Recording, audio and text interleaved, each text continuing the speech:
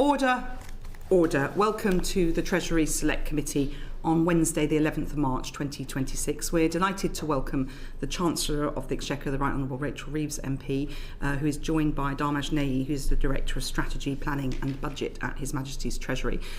We're obviously covering the issues raised by the Chancellor in the Spring Statement, or indeed in the EFO, the Economic and Fiscal Outlook document produced by the Office for Budget Responsibility. And since this session was planned, obviously we've seen major international events in the world, so we do want to kick off with the situation in Iran. I'm going to ask John Grady MP to kick off. Mr. Grady. Thank you very much, Dame Meg. Chancellor, what does the Iran war mean for inflation, interest rates and growth? Well, first of all, thank you very much, Dame Meg, for inviting me back after the spring forecast to give evidence. And yes, even when I delivered my spring forecast last Tuesday, it was obvious that there was disruptions to markets and prices. But I would say, I think, as the Office of Budget Responsibility said yesterday to your committee, that it is too soon to be able to tell what the impact of this is. As a government and in my role as Chancellor, we are working hard to de-escalate the conflict, because the best chance of having a minimal economic impact is to de-escalate the conflict and to see vessels moving again through the Strait of Hormuz. And so at this stage, I think it would be unwise to speculate on what the impact on inflation, growth or interest rates would be. But of course, we are looking at a number of scenarios and monitoring very carefully the situation. But the quicker we can de-escalate, the better it will be for all of those different economic variables. The panellists we had yesterday, Chancellor, were all clear that this was bad news for the British economy. There are no bright spots in it. Would you concur with those panellists? Well, it's certainly not good for the British economy to have trade disrupted, and especially when so much oil and gas comes from that part of the world. But the best thing that we can do as a government is to seek to de-escalate this conflict. And how, Chancellor, are you helping or working to de-escalate this conflict? Yes, well, as you know, G7 finance ministers met on Monday, G7 energy ministers met yesterday, and today leaders will meet. At the meeting that I attended on Monday, we had the head of the International Energy Agency at the meeting. They are consulting with members right now on the release of oil reserves, strategic oil reserves. I've been very clear that the UK is willing to play its part in using those reserves to put downward pressure on oil prices and ensure that supply remains strong. So that's one of the ways in which we are responding, but also working, for example, with Lloyd's of London. I met the chair, Charles Roxburgh, on Monday, and also working with the US administration on and other key allies in trying to reopen the Strait of Hormuz and making sure that vessels feel confident to travel through it, and that insurance products are available at the right prices. At the moment, the issue is not so much insurance products, but the safety of captains and crews of those vessels. But we're working closely with both our allies in the Gulf and in the G7, and also with the insurance industry to ensure that as quickly as possible we can get those movements going again. Are you clear about what would make traffic up the Strait of Hormuz insurable again? Because yesterday there was quite a bit of confusion about whether or not tankers had or had not been escorted up the Strait of Hormuz by the US Army. Well, what will make it possible is a de-escalation of the conflict and security for vessels passing through. I'm very clear about that, and working closely with Gulf allies and also G7 allies to try and facilitate that. And on de-escalation, obviously you're having discussions with G7 finance ministers. Would I have it right that actually there's a limited amount that finance ministers can do to de-escalate, and it sits with the Foreign Office and the Prime Minister? Just picking away at what the Treasury can actually do to help de-escalate this conflict. My primary role in all of this is to monitor and respond to the economic impacts, but of course working closely with my US counterpart, Treasury Secretary Scott Bessent, and my European counterparts. We also have a role to play in ensuring, for example, that our defensive actions in the Middle East to defend our allies are properly funded. And as I said in the chamber on Monday, we've given the MOD access to the Special Reserve to be able to fund all additional deployments in the Middle East. That is part of my role, and of course, funding anything to ensure that vessels can flow more freely on the Strait of Hormuz, as well as advising on the release of strategic oil reserves. There are two protagonists in this conflict, or three protagonists. One is the US and one is Iran. In the meetings with Scott Bessent that finance ministers have held, has it been made clear that the UK's position is that the US should return to the negotiating table and seek to de-escalate this conflict? Yes, absolutely. Just a question then, moving on to the state of the public finances. We have very high debt to GDP. There's already discussion about schemes to assist businesses and consumers with bills. But given our high debt to GDP, do we have the fiscal room to carry out something akin to what happened after Ukraine, which cost between 50 and 80 billion pounds? We will always make sure that we do everything we can to protect consumers, but also to ensure our national security as an economy. We are in a stronger position than when I became Chancellor to respond to shocks like these, and we are in a stronger position in many ways than when Russia illegally invaded Ukraine. So inflation is on a downward path at the moment and is at a lower level than when Russia invaded Ukraine.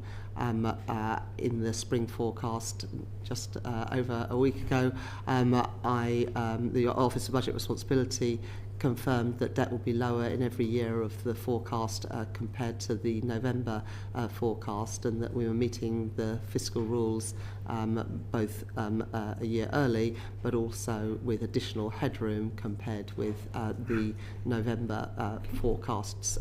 In addition, interest rates have come down 6 times over the last year, and the costs of government borrowing. We're aware of those. We're talking particularly about Iran. I suppose, Chancellor, what we had from witnesses recently is a sense that since the OBR was introduced, people have always promised tightening tomorrow, but whenever a crisis comes along, we spend money and then the tightening never occurs.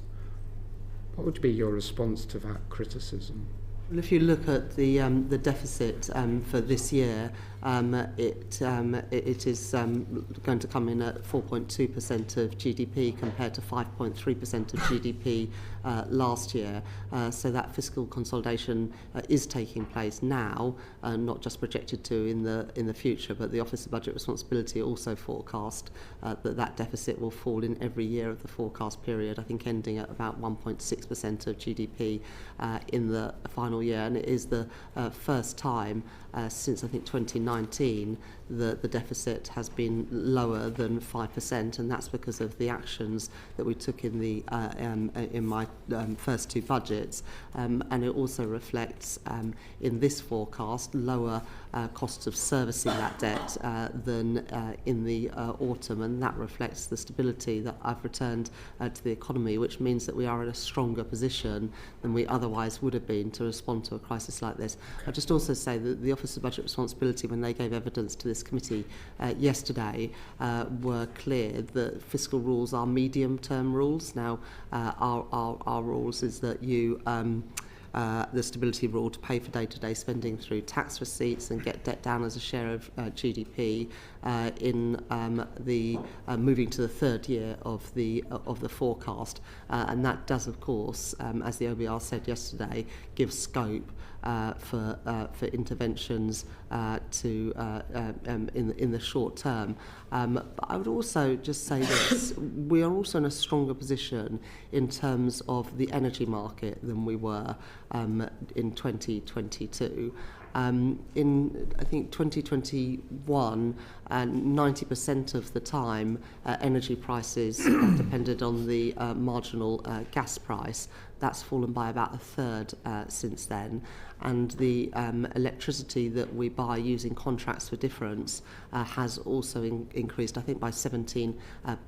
And so the movements in global oil and gas prices have less of an effect, although still a big effect, on the prices paid for consumers for energy today than it was 5 years ago.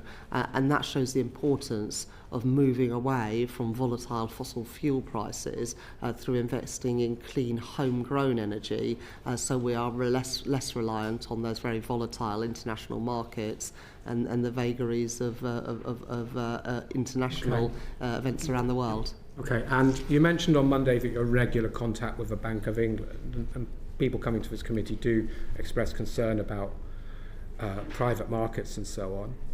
Do you have any concerns about firm level or system level financial stability with all the volatility we're seeing in the different markets?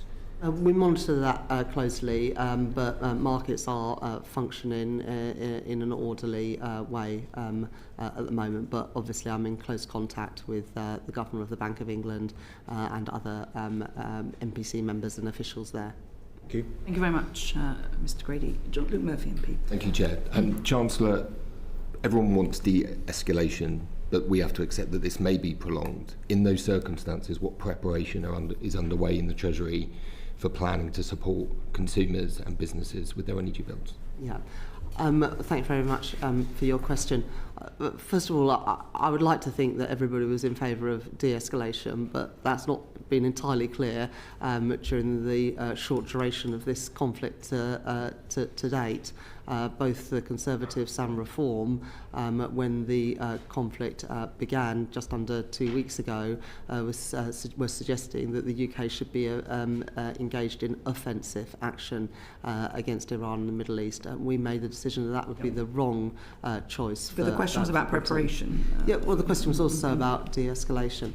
And the reason why is that one of the reasons why is because of the impact here in the UK. It was not in our national interest to be involved in that conflict, and that's why we made the decision that we did. But of course, the Treasury is always planning for different eventualities, and we saw the impact of higher oil and gas prices just a few years ago after Russia's illegal invasion of Ukraine.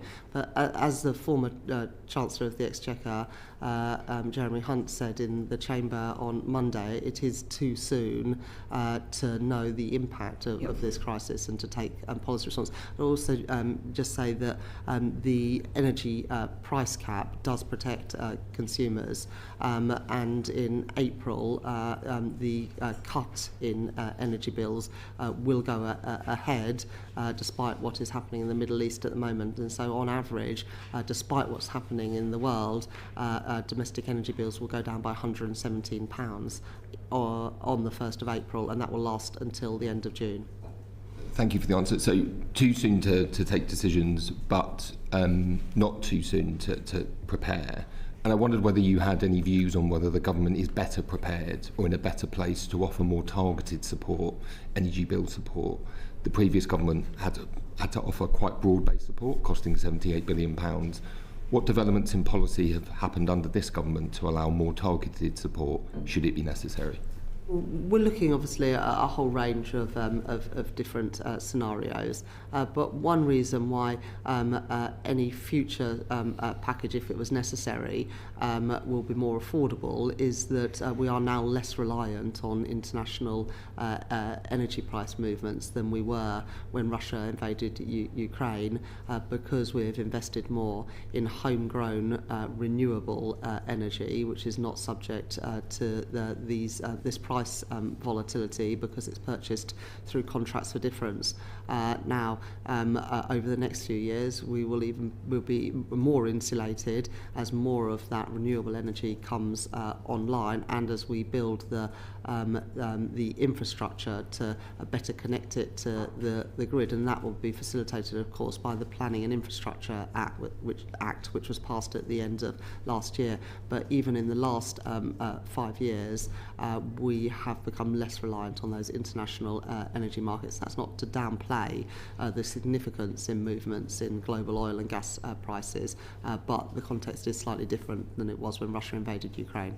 But the question on targeting, so I think just to return to that, is there work, or should the Treasury be beginning work with the Department for Energy Security to look at more targeted schemes to support consumers, even if it's planning and even if those decisions don't need to be made? Yeah, of course we're working on different ways in which to protect people, including more targeted support. In the spending review last year, we expanded the warm homes discount to an additional 3 million lower income families as well. So in addition to the £150 on average that we took off people's bills from April this year, an additional 3 million households will get £150 on top of that, taking their total discount to £300, and that was targeted at the people who struggle most with their energy bills, those on the lowest incomes, both families and pensioners. And finally, I asked this question in that the electricity generator levy, I believe, is set Yes. at £75 per megawatt hour. Do you believe that is set at the right level for it to be activated, or is that something that the Treasury should be looking at, and should it be potentially be considering whether it should be extended beyond 2027? Well, both the Energy Profits Levy and the Electricity Generators Levy play an important role in stabilising the cost of any intervention, and both of those were set that they are only activated when prices are at an elevated level, and they were brought in by the previous Conservative government to ensure that those packages of support were perhaps a bit more affordable than they otherwise would have been by taxing those windfall profits. We're not at the moment looking at any changes to the electricity generators levy, but of course it will be activated in the circumstances that prices remain elevated. Just a quick question from me, if I may. The electricity generator levy, of course, a lot more electricity now is fixed price under CFDs and the like, so presumably all other things being equal, it would raise less than it did before when there was more merchant capacity. And at the same time, we want to see more investment in the North Sea, arguably, and there's a lot of complaints about the taxes, the windfall taxes on oil and gas companies. They were critical to offsetting some of the costs of the preceding relief. So does this make any kind of form of wider scheme of relief more difficult, because those two offsets for it are maybe less strong than they were 4 years ago? On the electricity generators levy, it goes to the point that I made earlier, that less of the price of our energy bill is determined by the marginal gas price than it was when Russia invaded Ukraine, which means that those prices will not go up in the same way that they would have done previously, because we're paying a set price for them. So that is welcome.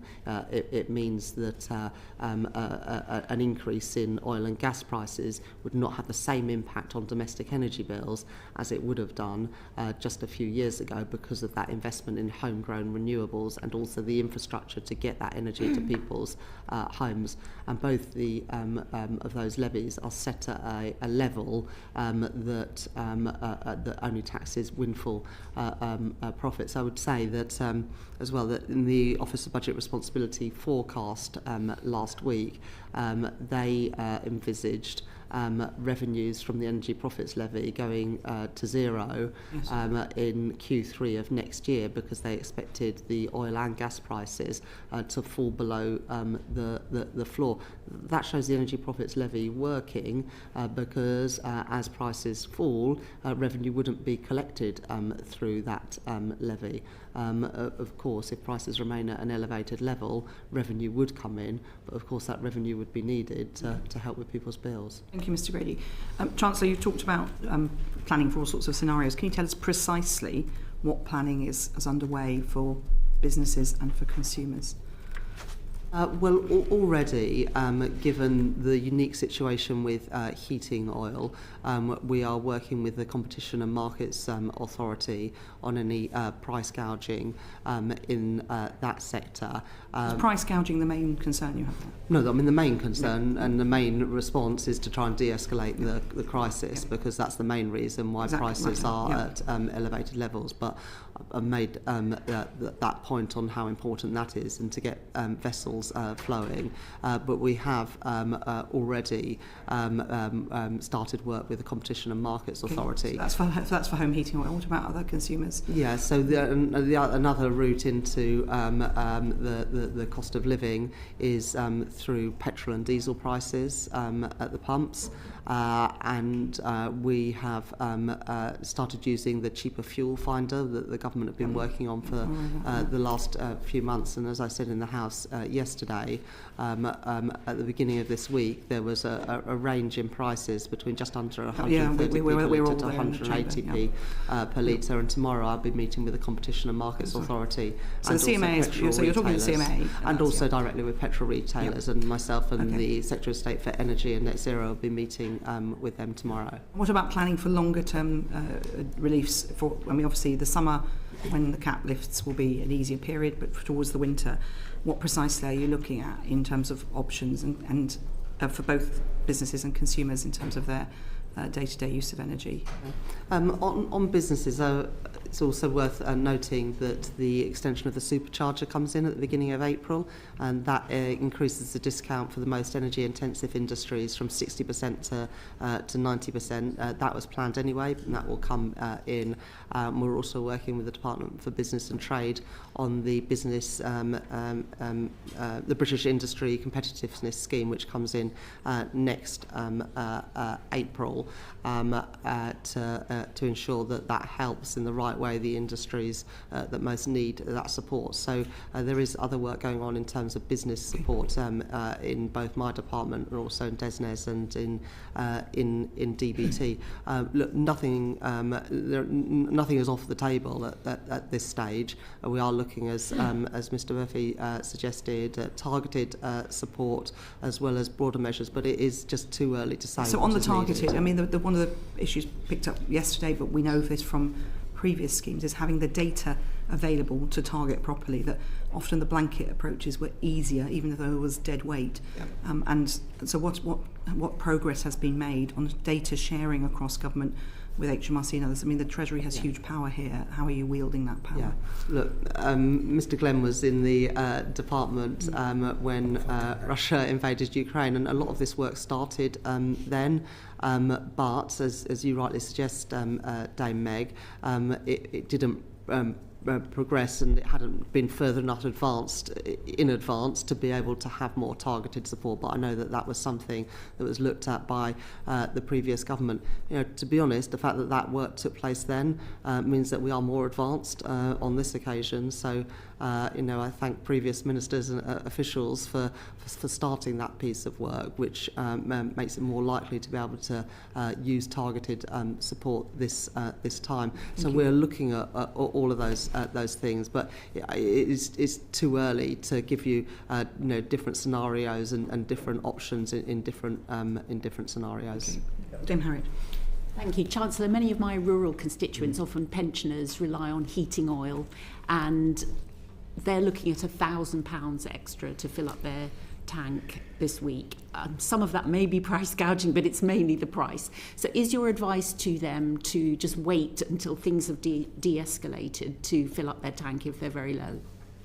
Well, I know for some people that's not an option if they are out of heating oil, which is why we are working very rapidly with the Competition and Markets Authority and on a range of issues. And my colleague, the Financial Secretary to the Treasury, has already had a number of meetings in the last couple of days that is meeting MPs, and I would just encourage people whose constituents do use heating oil to attend that meeting today. But we know that there are bad practices, for example, of... It's not just bad practice, though, it's the increase in the price, isn't it? Yeah, sure, but let me give you a couple of examples. So, for example, some companies are saying that you can only buy a larger quantity. They won't sell in small quantities, whereas at the moment, many people want to top up a little bit at the higher price, but not fill up their whole tank. So we're looking at some of those market practices, which aren't necessarily about price, but they're also about quantity. But we've been using the last few days to properly understand what is happening in that market. And after the meeting today, we will make decisions on what further action is needed. But I would encourage you to feed in your examples, because that is so helpful in designing policy. I definitely will do that. But what I'm hearing is your advice is, if you really need to, top up a little bit, otherwise just try and hang on. Thank you, Chair. And I would say to businesses providing heating oil that it is not right to say that you will only sell in large quantities at the moment. That's not fair on customers. And I would encourage consumers to push back and to shop around in circumstances where they're being told they can only buy a large quantity at a very high price. Thank you. Chancellor, thank you for that. I mean, if you could perhaps give a sentence summary. You have to plan for the very worst, because the government's got to be there to manage these risks. So what's your message to the British public about if the de-escalation doesn't work and we're still in a situation in the autumn coming into the winter when this will really hit households hard? What I would say is that we are much too early, less than 2 weeks into the conflict, to have any certainty about what things would look like when the next energy price cap is determined at the end of May for July. And we will work flat out to try and de-escalate this conflict, and crucially, from an economic perspective, to get vessels moving again in the Strait of Hormuz. But myself and the Prime Minister have been very clear, and I would encourage people to judge us on our actions around tackling the cost of living challenges that people face, and whether it's the £150 off of bills from April, the freeze in prescription charges, the freeze in rail fares. We recognise that for too many people the cost of living is still a real day-to-day challenge, and we will do everything we can to support. So are you able to just say we are making plans if there are? As I've already confirmed, we're looking at all eventualities, but the root cause of this is the challenge in getting oil and gas out of the Middle East, and so the best way to deal with this is to address that at the root. Great. Chancellor, could we turn to growth? You're 20 months into a 5-year, so a third of the way through this term. You've talked about the National Wealth Fund, planning reform, a new industrial strategy as some of the things that you've done to drive growth. But if we look at some of the OBR's assessments, obviously there's been an upgrade, a modest one, very modest one for the next 2 years, and a downgrade for this year. One of the issues that is around the cost of employment and the cost of energy, which is actually putting a real impact on unemployment. How would you now, a third of the way into this Parliament, characterise your progress on your growth mission, and what do you think are the sort of main policies that are going to deal with those pressures on employment? Yeah. So last year we were the fastest growing European country in the G7, and that's also forecast to be the case this year. But the truth is, growth both here and around the world, especially in advanced economies, is not as strong as we would like it to be, which is why I've always said that growth is the number one mission of this government. And obviously growth and the cost of living are closely intertwined, because the cost of living is always higher if your wages are not keeping up with higher prices. Now, the Office of Budget Responsibility forecast that the average person would be £1,000 better off by the end of this Parliament than they were at the start.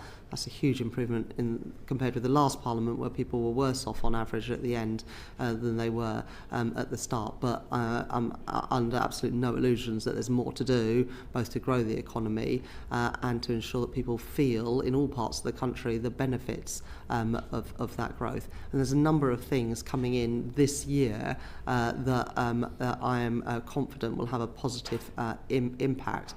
So, for example, the Planning and Infrastructure Act that I mentioned earlier only got royal assent at the end of last year.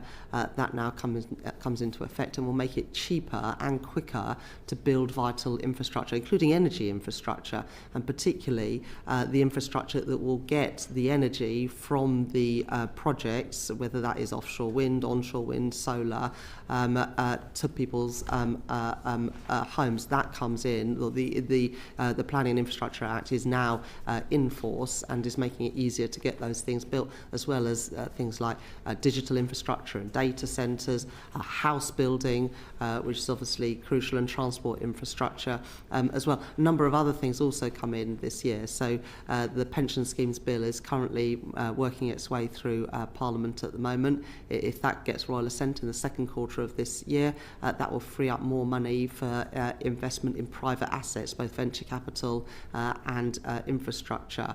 Can I just interject there briefly? I don't think anyone would dispute the potential for those things to make a meaningful difference. But I think we have got to address the immediate context that the country faces at the moment in terms of the cost of employing people and what that is actually, what behaviours we're seeing on the ground. We've seen the OBR talk about the higher labour costs, and I think energy costs for small business, even if there's a plan to reduce them over time, are materially impacting growth in this year. And I acknowledge, be straight and fair on these matters, but the growth trajectory for this year is significantly down. Do you not think that interventions to deal with that problem in the labour market, with unemployment rising up, particularly for young people, is something that needs a more urgent intervention than some of those medium-term measures you've alighted on? Yeah, I wouldn't say that they were medium-term measures because they're things that are coming in this year. But let me address employment and then energy. The Youth Guarantee scheme that I announced in the budget last year comes in the next couple of months, including the job guarantee for young people who have been out of education, employment or training for 18 months. We're also tilting the apprenticeship scheme so that there are more apprenticeship opportunities for young people, because many of the apprenticeships, and there has been a fall in apprenticeships, but many of the apprenticeships are increasingly offered to older workers. And of course we want people to be able to reskill, but we do want the apprenticeships to particularly benefit younger people.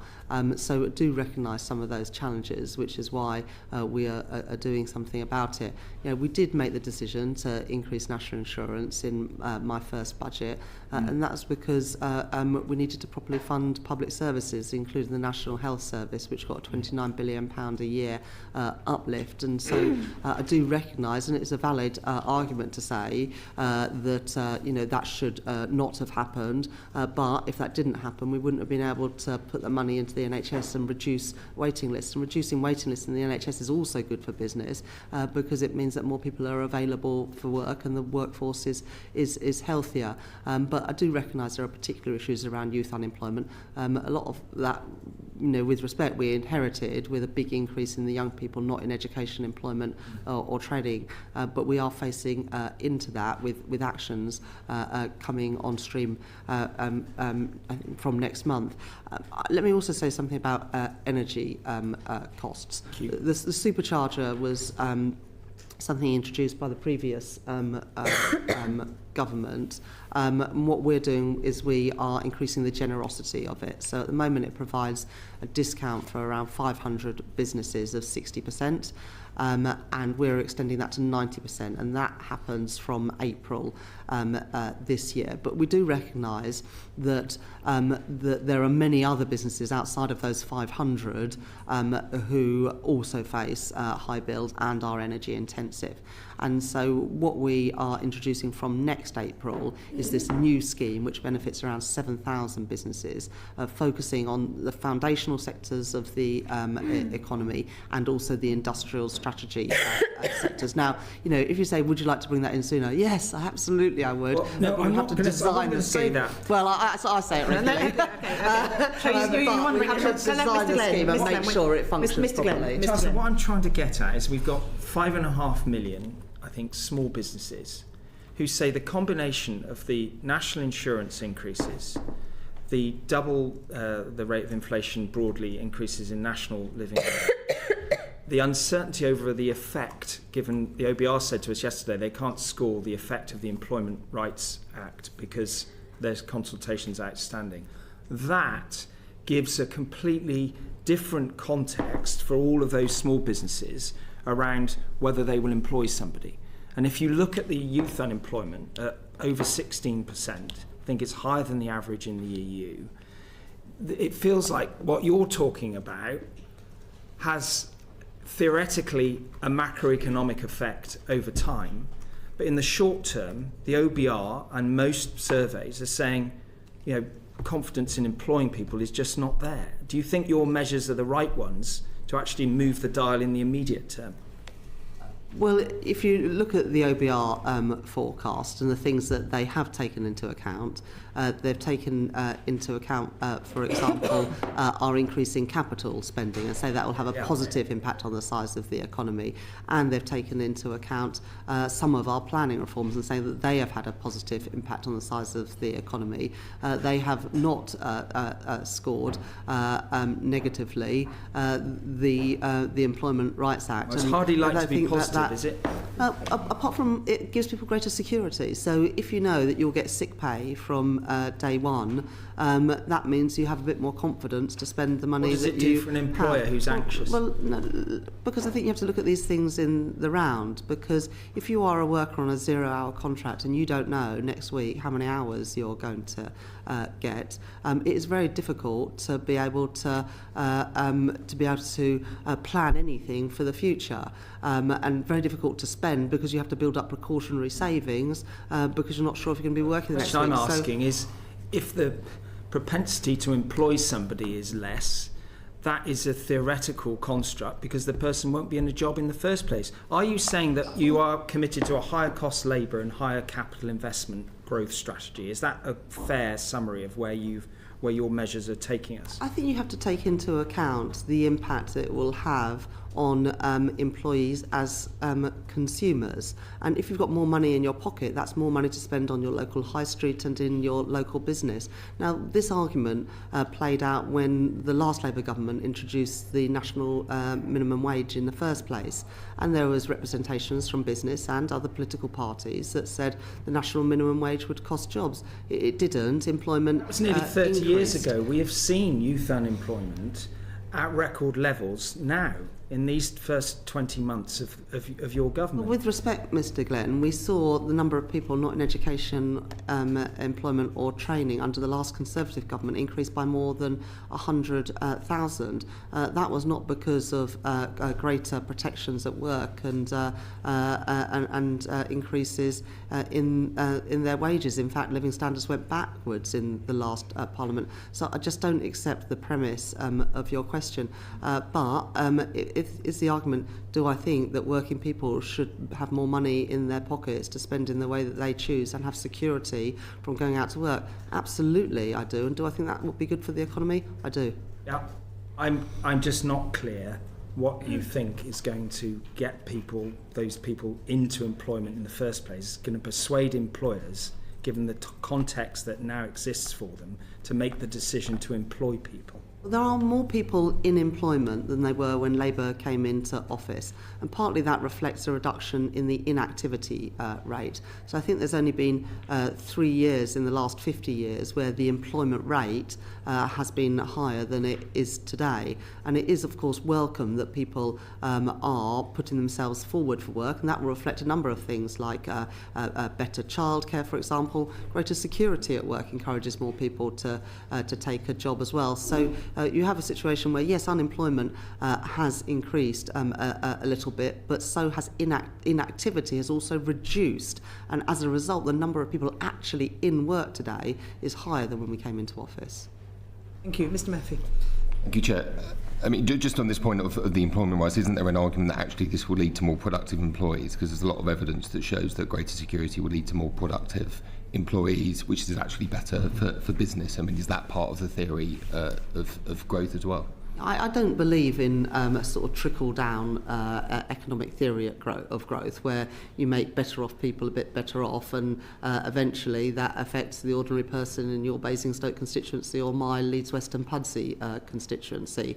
I believe that growth comes from the bottom up and the middle out, and that if working people, who are the vast majority, have a bit more security and a bit more money in their pockets, then the economy would be stronger. The reason the economy has been weak for the last few years is that living standards have gone backwards, which meant people, after paying their rent or their mortgage and their bills and the weekly food shop, had very little money left to spend on other things, and that's not good for businesses, particularly high street businesses and small businesses. And that is what we are trying to turn around, not just growth for growth's sake, but growth that actually is felt in the pockets of working people and makes working people better off, and also growth in all parts of the country.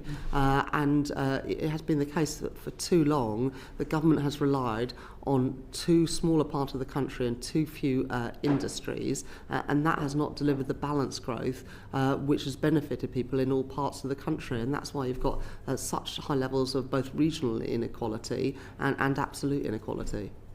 Thank you, Chancellor. In fact, when I asked a question in the House on the statement on this issue, you were quite passionate about growth across every part of the UK, and you obviously talk about growth all the time.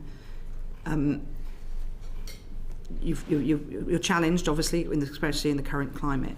How can you just espouse your vision for delivering that growth in every area of the UK? What will that feel like? I remember back in 2011 being on the doorstep in Pudsey. A woman in a lovely semi-detached house, a car in the driveway. Her husband had gone down to a 4-day week, but she was pleased that he still had the job. She was in a part-time job so she could spend time with the children. She just wanted them to get a good education, and had a parent with health problems. The classic family. I often think of that woman that I'd had that conversation with.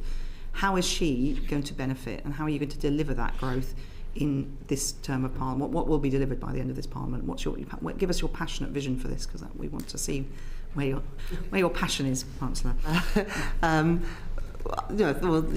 you very much for that story. And I think probably all of us will have in our mind, somebody we've met. I remember meeting a woman a long way from my constituency down on the south coast in Worthing, and between her and her husband, I think they had 5 or 6 jobs. They had a young child that lived in private rented accommodation, and the woman said to me, "I just wonder whether we're doing something wrong." And that stuck with me for a long time, because her and her husband were doing everything right, but the economy wasn't working for her and her family.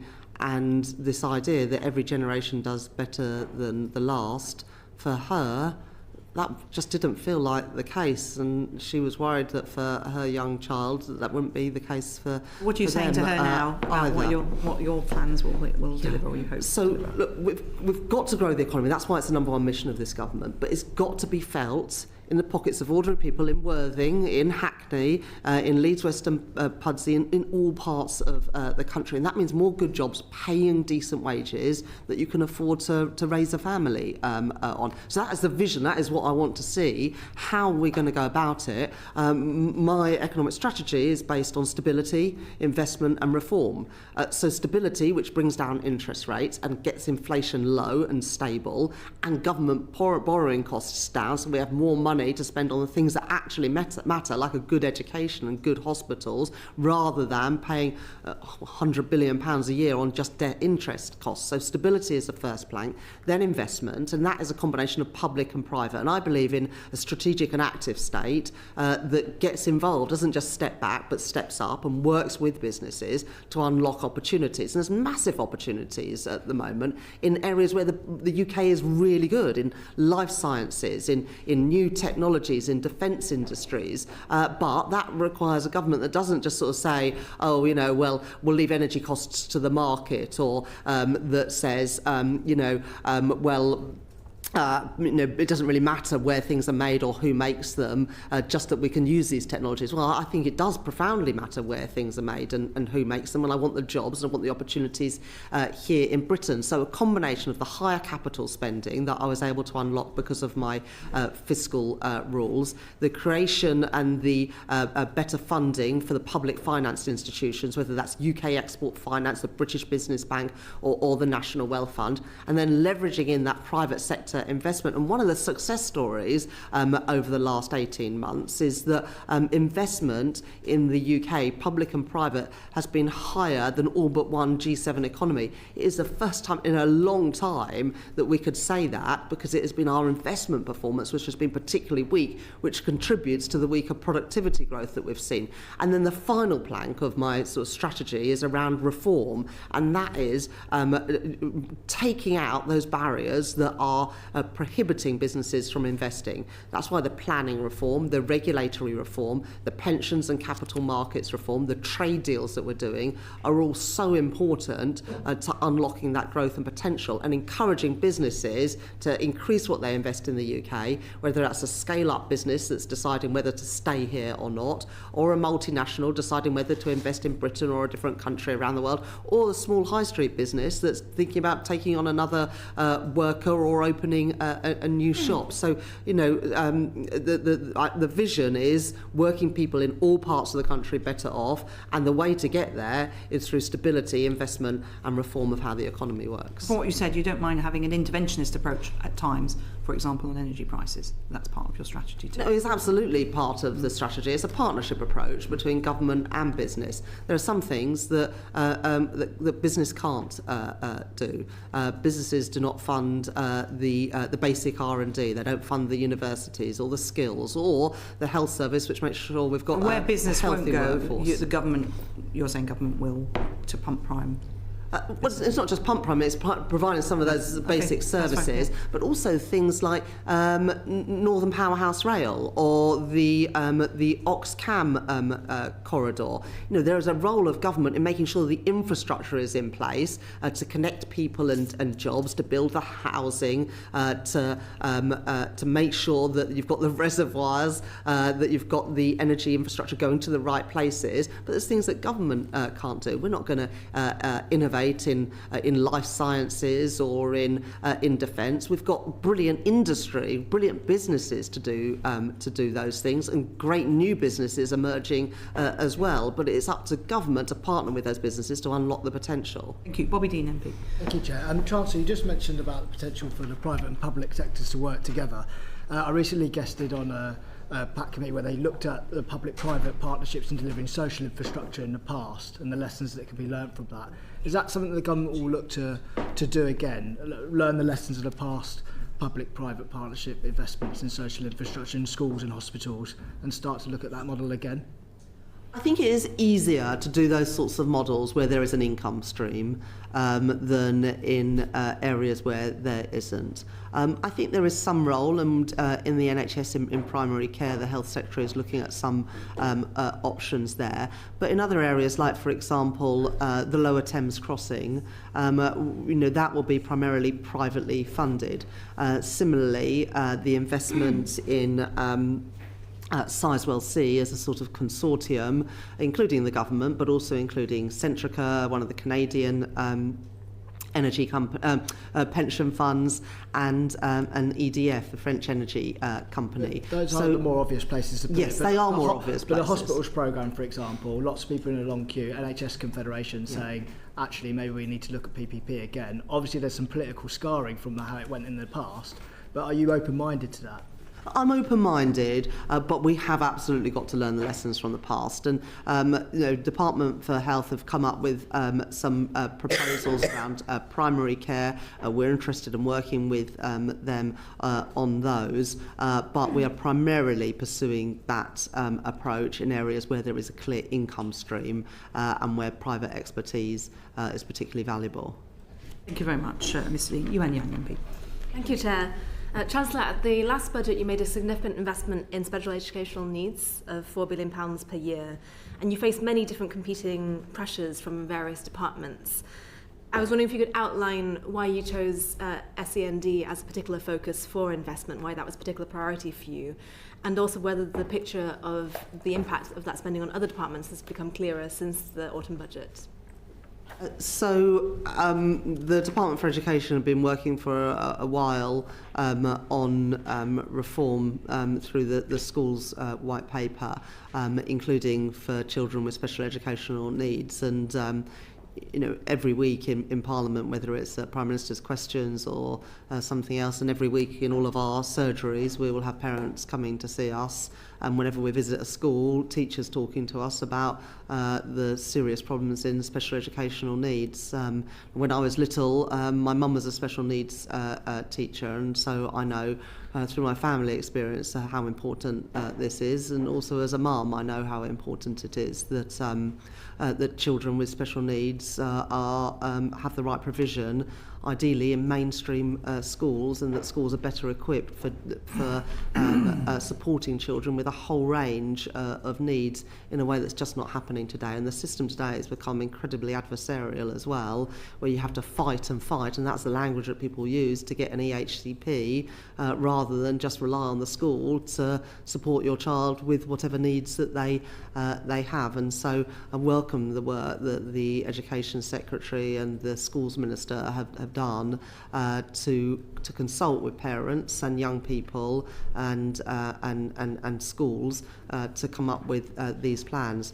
Now, without action, what would happen is what we've done this year, which is that we help fund councils who have got into debt because of special educational needs. And what we're doing is creating a more resilient system where we are actually funding those needs rather than having to step in at the end of the year to top up the funding of local authorities. And so in the spring forecast, we fully funded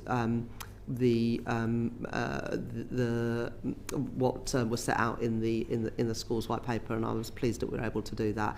I think that this is something I think that unites people across all political parties and all parents, that something needs to be done in this area, and I think the approach set out is the right one. Ms Yang. Thank you, and I think we've seen those pressures from parents in our own constituencies as well, definitely. Yes, yeah. How will the impact of that spending be spread among other departmental budgets? Will there be will it be equally spread, or how will it be distributed? No, we've now funded it in the spring forecast, so that's in addition to funding previously allocated. Thank you very much. Oh, sorry, Mr Dixon.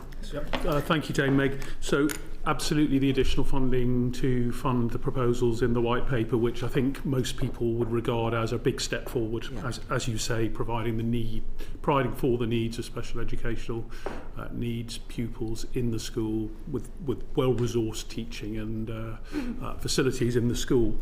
Have you, however, thought about whether that £4 billion additional investment is enough?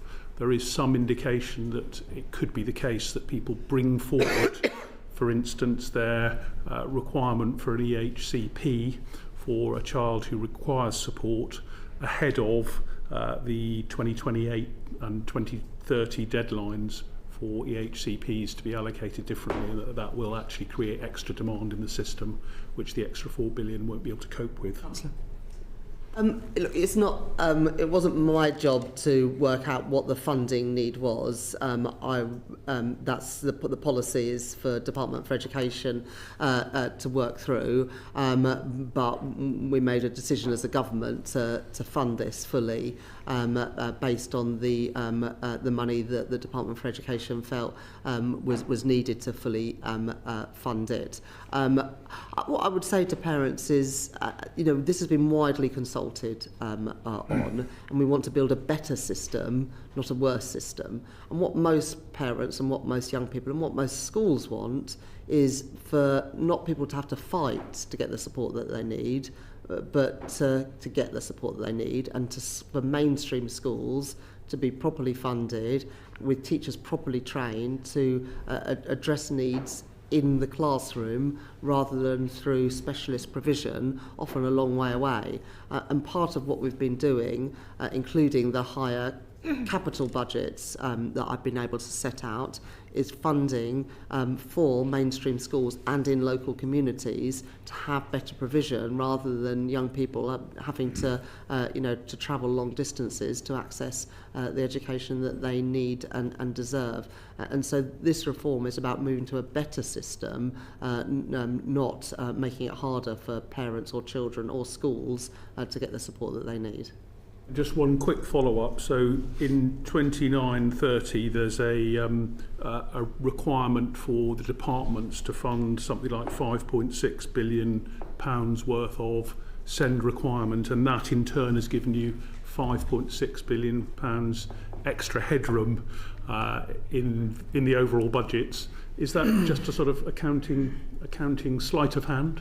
To increase no, but headroom? maybe I'll let Dharmesh explain. No, the funding that we provided for SEND was additional funding over and above what was set out at the spending review. The impacts of that are in the spring forecast. The change that happened in the autumn that the Chancellor set out was that this fund, the sort of burden of this has been on local authorities who have been accumulating debts over time, much of which we've now written off. But the funding for the Department for Education is funding to the Department for Education, which we've accounted for in the spring forecast.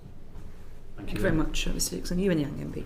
Thank you, Chair. Turning to the other side of spending, to taxation, you've taken measures to narrow the gap between the way that wealth is taxed and the way that work is taxed, for example, at the last budget. Looking out over the remainder of this Parliament, do you think there is more to be done on narrowing that gap? So it took a number of measures, particularly in the first budget, but also in the second budget, to ensure that those with the broadest shoulders pay their fair share of tax. So we've got rid of the non-dom tax status entirely. We increased the rate of capital gains tax. We got rid of the loophole whereby private equity bonuses were being treated as capital gains rather than income, VAT and business rates on private school fees, and increasing the taxes on private jets. In the budget last year, in addition to that, we introduced the higher value council tax charge, which will come in a couple of years' time for properties worth more than £2 million pounds. So those are all highly progressive measures, and you can see that in all of the distributional analysis that the Treasury and others have done. We've done the things that we want to do as a government, but obviously we always keep these under a review. So the other thing I should say that we've done, which has been very successful and I think very welcomed, is that we are now collecting more of the tax that is due. And that is because the sterling work, to be honest, of my Chief Secretary to the Treasury when he was the Exchequer Secretary, and the new Exchequer Secretary to the Treasury, working with the excellent team at HMRC to crack down on tax avoidance and tax evasion. And we're now putting a lot more resource into that, which so far has had very positive effects. Thank you. And speaking of tax evasion as well, there was a manifesto commitment to end the loopholes in the treatment of offshore trusts. I was wondering if you could speak to the progress on that particular commitment. Yes, so a lot of that is also regard to the treatment of non-dom taxation, and so there was a worry that people would find loopholes to avoid the changes in the non-dom tax regime, but trusts have been incorporated into that. That's one example. Thank you. Thank you, Chair. Thank you very much indeed. John Glenn, MP. Yeah, could I ask a question about the overall tax burden? You've got a 10 billion further increase in the last year of the Parliament. People are seeing that the level of tax overall is heading up to 50% of GDP. Do you have a view about what effect that has on the motivation of people to work, to invest, and is there any sort of upper limit that you would have on tax? The Chancellor's job is to get the balance right between public spending, taxation and borrowing. And I've been really clear that to return stability to the economy, we cannot continue to borrow at the levels that I inherited. And so the result of the actions I've taken, whether that is spending restraint or indeed the tax increases, has taken the budget deficit from 5.3% to 4.2% of GDP, and borrowing was masking a problem that we had in the previous Parliament, where the deficit was never lower than 5% of GDP, and that's just not sustainable. And if you're borrowing now, you are basically taxing more in the future, and that is what has now caught up with us, which is why we made those decisions to increase taxes to stabilise the public finances, but also to properly fund public spending. What assessment does you make and your officials make regarding the effect on economic activity of taxation? I mean, you arguably made quite a delicate judgment on capital gains tax, yes, and stuff to do with the city, but the overall tax burden, does have an impact in terms of people when they look at the UK. Do you recognise that, and what would you say to that point? Absolutely, and when we looked at capital gains tax, we looked at the rate that would maximise revenue, and obviously if you go beyond a certain rate on taxes, it does have an impact on people's marginal propensity to work. I don't think we are at those levels, but of course when we score any policies, when we look at the impact of any policies, we look at those policies in the round, including any negative effects, and also we have the Office of Budget Responsibility to help us with that, who will in the end make their judgments about the impact of policy. I mean, yesterday the OBR confirmed that when you've taken account of the commitment you've made on defence 3% and the SEND investment, the average spending on health, if you look at the unprotected departments in the last year of the Parliament, there'll be 13 billion gap, 4.4% cut in spending across this block. Now obviously the future spending reviews will look at that, but I mean that implies that if you don't find extraordinary levels of efficiency that we haven't seen before, that you're going to have to either raise more taxes other than those already planned, or you're going to have cuts in spending in those unprotected departments. I mean, that's a fact. The OBR have said that. Those unprotected departments will see a 4.4%. How do you respond to that? I'd say a couple of things in response to that. First of all, we set out ambitious targets for efficiencies in public services, and we are also through higher capital investment, and often these numbers about unprotected departments just looks at RDEL rather than TDEL, and obviously capital spending is also an important element of spending, which can also reduce some of the day-to-day costs if you've got better infrastructure and particularly better technologies. So we are improving the efficiency of public services as well. Over the course of this Parliament, I think we're spending £50 billion a year extra on day-to-day spending by the end of the Parliament, and over the course of the Parliament £120 billion more on capital spending. So although although the growth is lower in the final years, that was after uplifts in earlier years. So overall, there's a lot more spending than we inherited. But in the end, the best way to be able to afford the public services we want without having to increase taxes is through growing the economy and also reducing the costs of debt servicing. You know, Mr. Glenn, that we spend £100 billion a year. 6 billion, yeah. Pardon? 106 billion. Yeah, on just debt interest. Now, in the spring forecast, the OBR said that the cost of servicing debt this year would be £3 billion lower than they forecast just in November, because the costs of government the interest on government borrowing had fallen.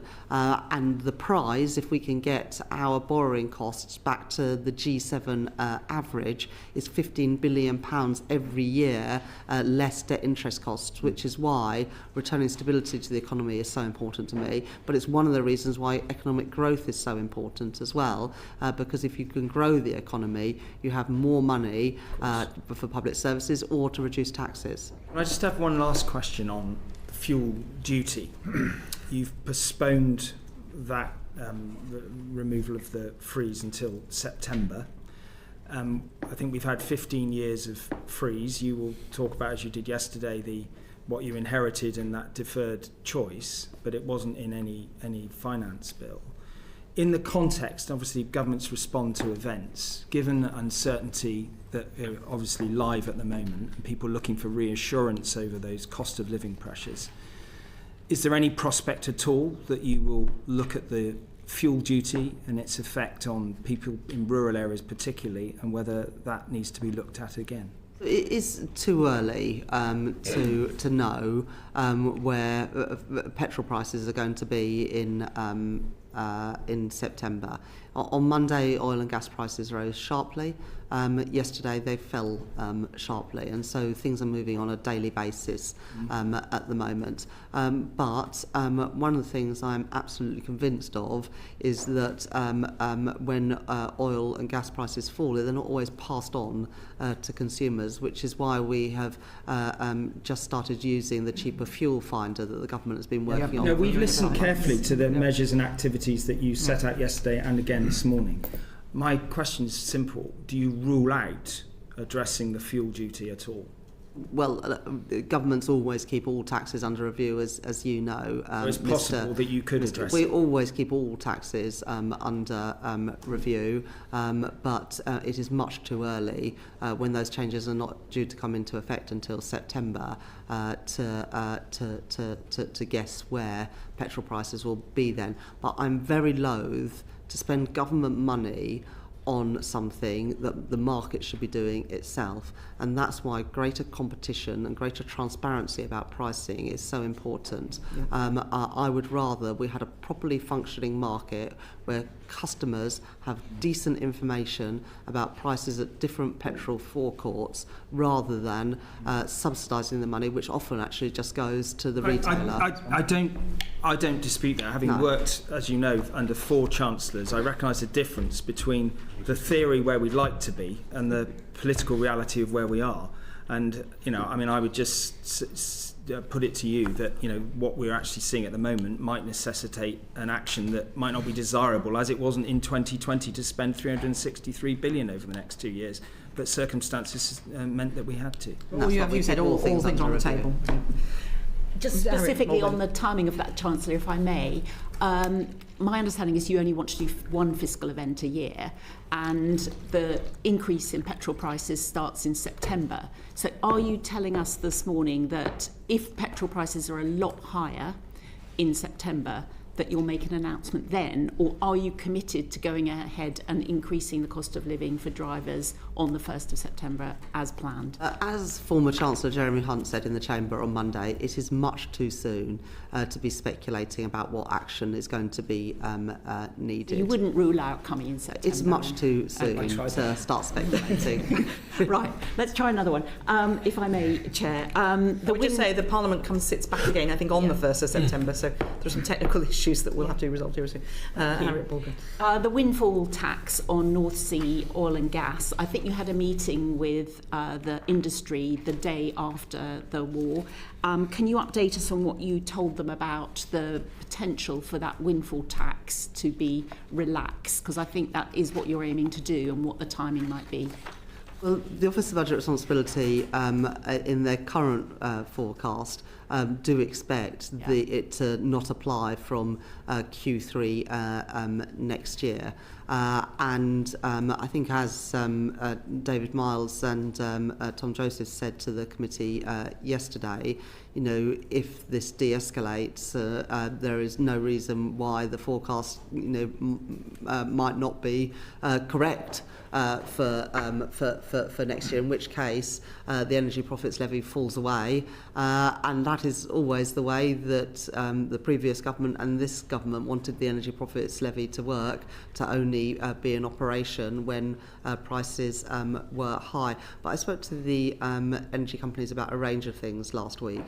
Obviously, some UK-based energy companies also have operations around the world, including in the Middle East, and so we wanted to hear directly from them about what we could do to unlock travel in the Strait of Hormuz.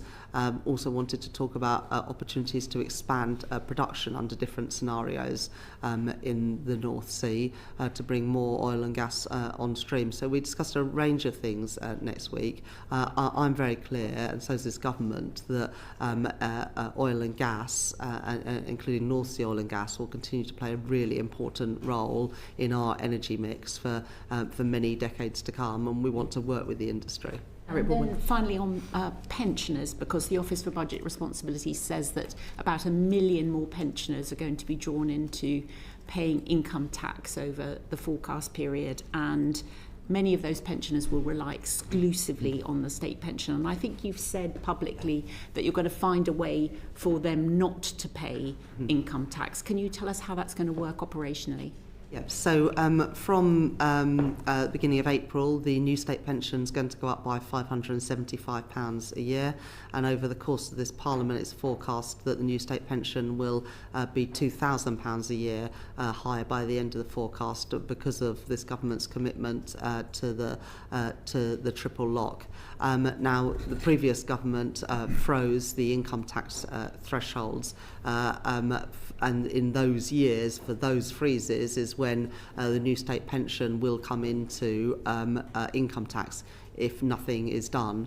But I have committed to do something. We are working on how that will work at the moment, but we've been clear that if your only income is from the new state pension, you will not be subject to income tax during the course of this Parliament, and we'll set out details later this year on how that will happen. Okay, thank you. So, but if you earned a small amount of bank interest, or say you earned above the £500,000 threshold, or you had a small dividend, you would be subject to income tax. It's already the case that that most pensioners with any form of private income are taxed.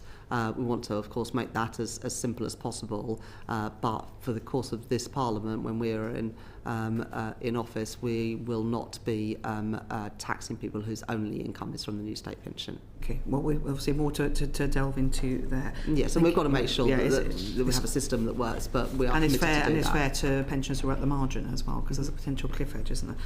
Thank you. Chris Coughlin, MP. Thank you, Chair. Chancellor, firstly, thank you for what you've done for all special educational needs. But moving on to defence, if we send ground troops to Ukraine in the event of a ceasefire, like all reservist soldiers, I'm at risk to serve. British soldiers were killed in Afghanistan in part because previous governments failed to properly fund defence. One of them was one of my best friends, Captain David Hicks, MC. What are you doing to ensure that this government doesn't make the same mistake? Mm-hmm. Well, first of all, I remember previously at this select committee you talking about your constituent and special educational needs, and I thank you for sharing that story. And it is the sort of stories that we hear from our constituents, because as well as being, in my case, Chancellor of the Exchequer, I am also a constituency MP, and somebody who uses public services, and we see the impacts that failing services have on all of our constituents. and also on our own families. So thank you for raising your experience Yeah, and and also on defence. and also your experience about your friend in Afghanistan. It is important that we learn lessons from the past, and you know, one of the reasons why we chose not to be involved in the US action a week and a half ago was because of some of those lessons from the past, and I think it is important to be cognizant of those lessons when we are asked to take military action. In terms of Ukraine, we would only be part of peacekeeping. It would only be after a ceasefire was agreed, and obviously we are working with allies as part of a coalition of the willing on what that would look like in reality. We have committed £3 billion a year for as long as it takes to support the people of Ukraine, and if there is a ceasefire, which we all hope there is, we would divert those resources in the appropriate way. Thank you. You've mentioned former Chancellor Jeremy Hunt quite a lot today. He, of course, called for defence to increase to 3% of GDP in the Chamber on Monday. He didn't do it himself. We heard yesterday... Different then. Always. we heard yesterday from economists that, in fact, if you strip out the risk-free rates, UK gilt yields are actually in line with the G7 average, and the UK has actually the second lowest debt to GDP ratio in the G7 right now. So what is holding you back from increasing defence to 3% of GDP now, given that it fits entirely in with your economic vision? Can I just add with my colleague, Well, is hindsight a wonderful thing? Okay, yes. Chancellor. I agree with Dame Siobhan, as ever. Always wise. Always wise, exactly.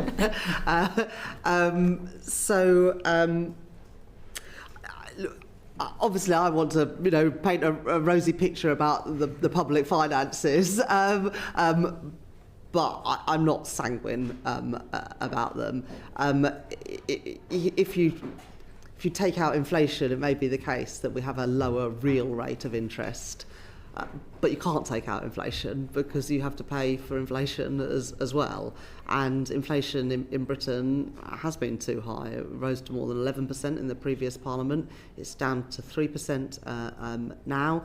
It's forecast to come down quite sharply, including because of the measures that we took in the budget, which take 0.4 percentage points off of inflation.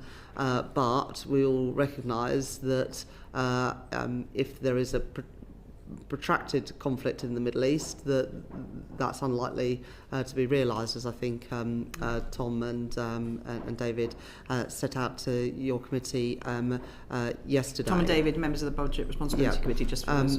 As I set out to your committee yesterday. So we do have to be mindful of both the public finances but also family finances, because everything else being equal, if government spends more, then there's more demand pressure in the economy that pushes up inflation higher. Now, I'm really proud to be the Chancellor that has given the biggest uplift to defence spending since the end of the Cold War. It will be at 2.6% of GDP by April next year. In the manifesto of political parties at the last election, the Conservatives said that they would take it to 2.5% by the end of the Parliament, and we're getting there in 2027. That's fully funded by a commensurate reduction in the overseas development assistance budget. That was the right thing to do, although a difficult decision, the right thing to do given the threats and challenges that we face. And we've also made that commitment to get to 3%. We're aware. Thank you. But we'll set that out Mr. in the future. Coglan. Thank you. Has the UK accepted an invitation from Prime Minister Carney to participate in the charter negotiations for the Defence, Security and Resilience Bank? And if not, what's holding you back? Well, there are a number of options on the table being discussed by allies, including with Canada, about a multilateral approach to do a number of things around defence lending and procurement. We're very active in those conversations.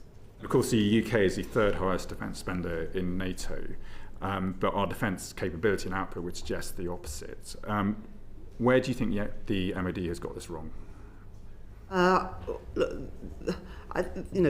MOD and the people who work in the MOD and the people who work in our armed forces do an absolutely amazing job and work hard every single day to keep our country safe. There have obviously been problems with big contracts and overruns and cost overruns and time delays, but also every country in the world is updating how they spend money on defence, in part because of the lessons from how Ukraine has used its money on much greater innovation with new technologies, and defence spending needs to adjust to the new reality, the new modern methods of warfare, where technology is obviously going to play an increasing part.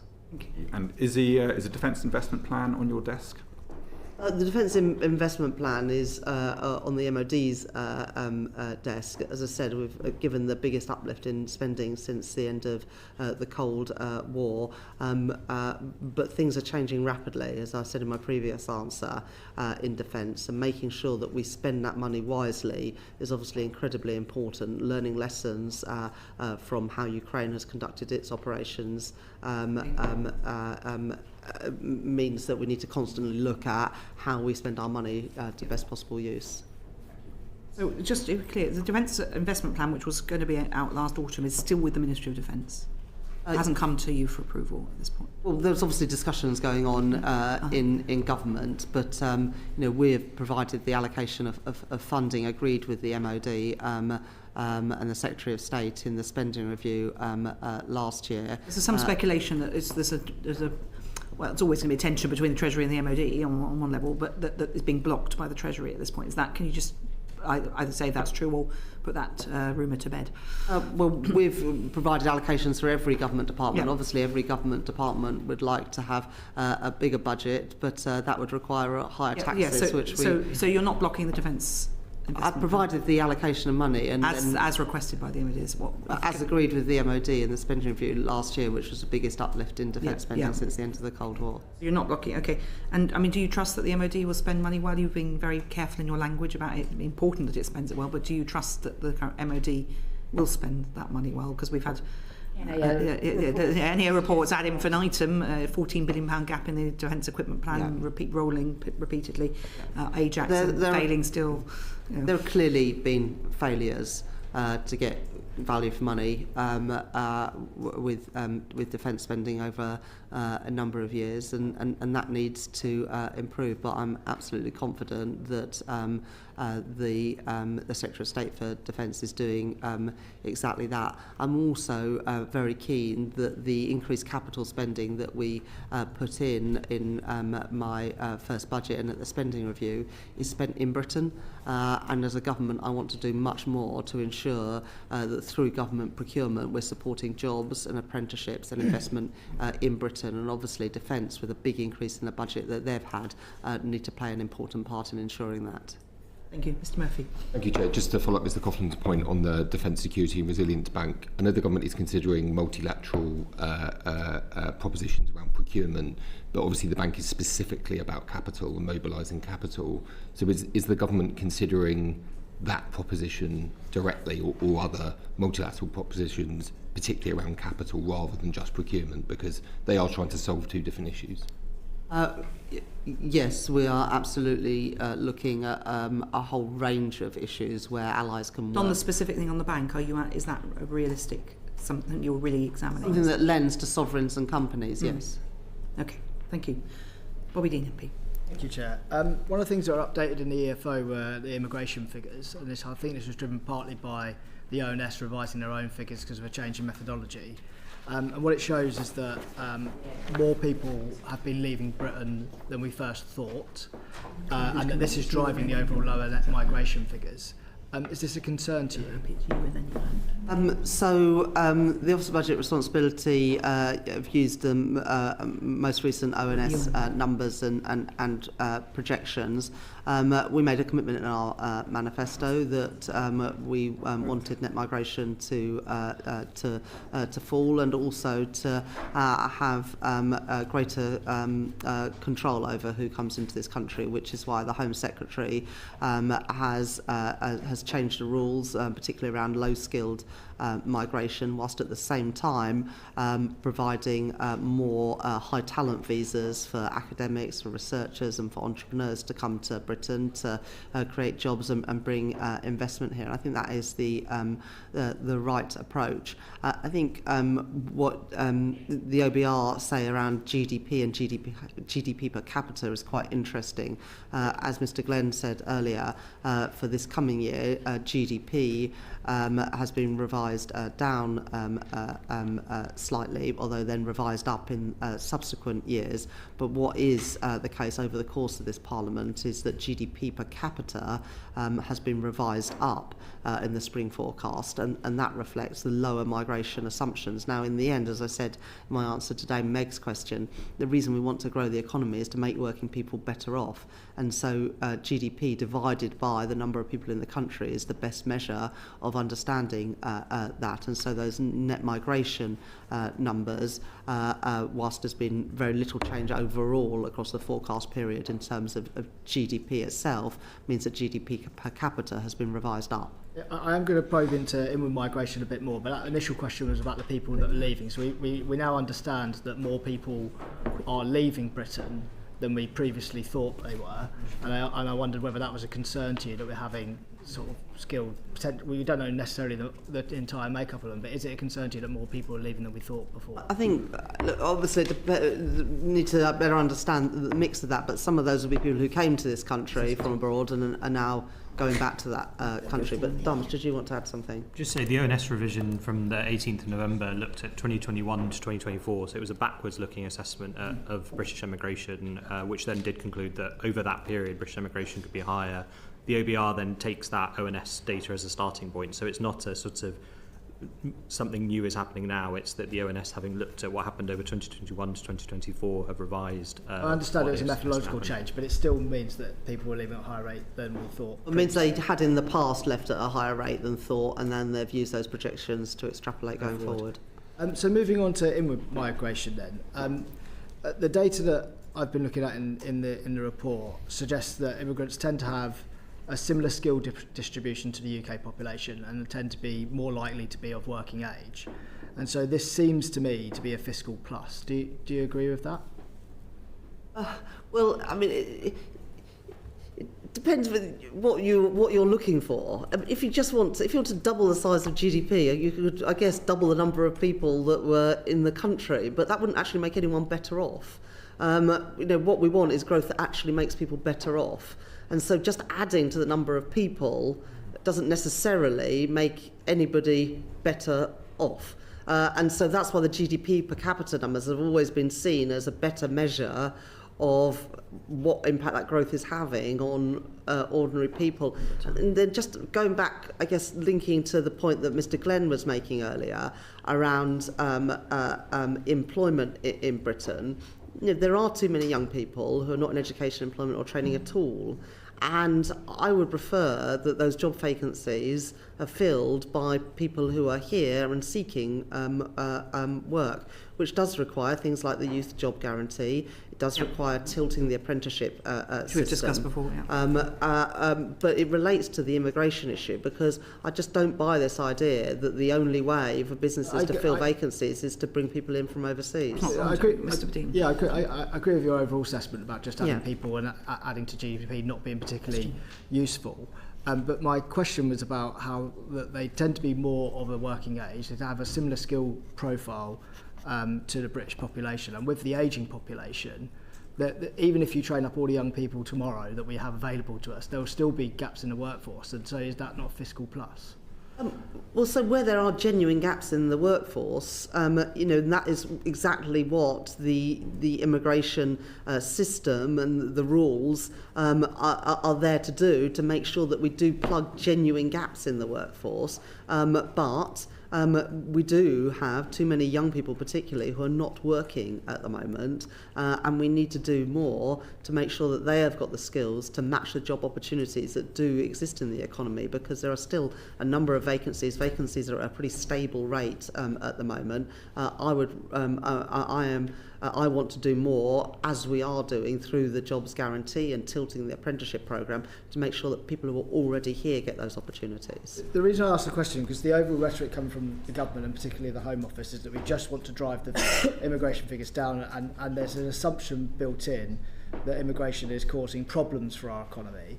And I just wonder whether you in the Treasury have any tensions with the Home Office with that rhetoric, because there is some value to the economy too from migration. There absolutely is, when we lack specific skills in the UK, but then that should also be a wake-up call that we should be training people up in those areas. If there is a part of the economy where we don't have the skills that we need, we should be training up more people who are already here to be able to do those jobs and benefit from them. So there's definitely not a tension here between the Treasury and the Home Office. I want to make sure that we've got an immigration system that plugs skills gaps, but also welcomes to Britain some of the best talent from around the world, whether that be university researchers or entrepreneurs that are looking for a place to do their work and to grow their business. But I do want to make sure that people who are already in this country are getting the opportunities, and that's why I've put so much extra investment, for example, into further education college and into apprenticeships, because I desperately desire our young people to be able to take the opportunities that exist in our economy. Thank you very much, Mr Dean. Yuan Yang MP. Thank you, Chair. Chancellor, you mentioned the proposed changes to settlement criteria and to settlement periods. What modelling has the Treasury made of these proposed changes? Do you think it will be impact the fiscal stance significantly? All of the sorts of impacts we've seen on migration so far, so the fall from the highs in 2023 down to the OBR's assessment for this year is, I think, 200,000. Next year also about 200,000. All of that is accounted for both in the sort of economy forecast and the fiscal forecast. Obviously, to the extent that changed going forward, that would be accounted for by the OBR in the next forecast. Have you made independent assessments of the proposed changes to settlement policy? Well, I think some of the detail of some of that is still being consulted on. I think there are sort of impact assessments in the normal way, and then the way we'd account for it formally in the forecast is after the policy has been firmly decided. The reason I ask is because the Home Office have set out their policy based on arguments around the fiscal impact of the net migration that happened during the Boris Johnson era. So I was wondering where that fiscal impact was being calculated, and if not in the Treasury, then where that calculation was coming from. Do you have oversight of that? Well, we work closely with the Home Office as they do their regular impact assessments. They publish those around the time when they consult on policies as well, but obviously the final sort of arbiter and judge will be the OBR when they account for it in the forecasts. You've not made your own assessment within the Treasury of that fiscal impact? We'd in ongoing conversations with the Home Office and obviously as part of publishing impact assessments, which I think we have done to some extent and will do further. Perhaps you could write to us with detail about who's doing what assessment. Just in general though, I don't want the Treasury to be a department that second guesses other departments. It sort of relates to the question about SEND earlier as well. The Treasury are not there to mark the homework of government departments, but to work with them to properly understand the assessments. So I don't want a Home Office impact assessment and a Treasury impact assessment. No, I think that's why I'm asking if you could write, because it sounds like that you're we do it together. We work on these things together. But it is pretty critical to the mission of the Treasury. It is, but we work together rather than having two different. But we just, I think, as parliamentarians, as Parliament, as the public, we just want to know what the thinking is and the assessment that's been done. Thank you very much, Ms Yang. Dame Harriet. Thank you, Chair. Chancellor, we've heard from the Office for Budget Responsibility that more Brits are leaving the UK. Anecdotally, you hear people use phrases like there's a millionaire leaving the UK every 45 minutes. But we also heard that there's very little data on the tax paid by those leaving and the tax paid by those coming in. So I just wondered if you or any of your ministers have commissioned any work from HMRC to find out what the tax implications of this change in the UK population is. Well, I think as Dharmesh Nayee said a minute ago, that the numbers around people leaving is based on past data from the previous Parliament that they're then extrapolating going forward, rather than information about what's happened in the last year. But do you want to elaborate? Yes, so again, the ONS looked at 2021 to 2024. I mean, what particularly happened is there was a sort of blip from the trend immediately after the pandemic in terms of the number of Brits leaving the country. Having looked again at that period, they've revised that up, although it is back to essentially historic norms. We can see what they say. I just really wondered whether the Chancellor's worried about the potential for now there being more people who pay more tax leaving the country than there are people coming in, and the tax that they pay. I just wondered if you'd actually asked the question, Chancellor. Are you referring particularly to non-DOMs or more generally? No, it could be young people who are on a high income who decide to go somewhere else where they might pay less tax. I just wondered whether you'd asked the question, that's all. Well, we're always looking at the impacts of policies. So, for example, the OBR, when we made our changes to the non-dom policy, assumed that I think 25% of non-doms would move as a result, but that it would result in, was it £9 billion?